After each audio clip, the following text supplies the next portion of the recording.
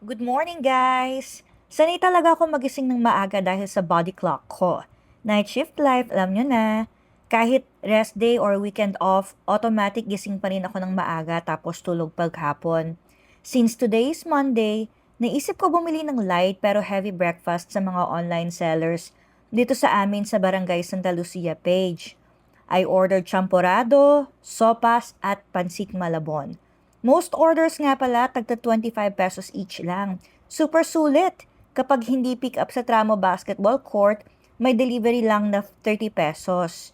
Siyempre, champorado pa rin ang favorite ko. At dito talaga ako bumibili kasi ang generous nila maglagay ng milk. Kaya naman paulit-ulit akong bumibili kay seller. Prepare ko rin pala ito for me and my mom pero ayaw niya pa gumising kaya ako na muna. So kung taga Barangay Santa Lucia din kayo at gusto nyong umorder, i-chat nyo lang si Mark Fer Albanco Torres. Support local and enjoy good food, hindi kayo magsasisi.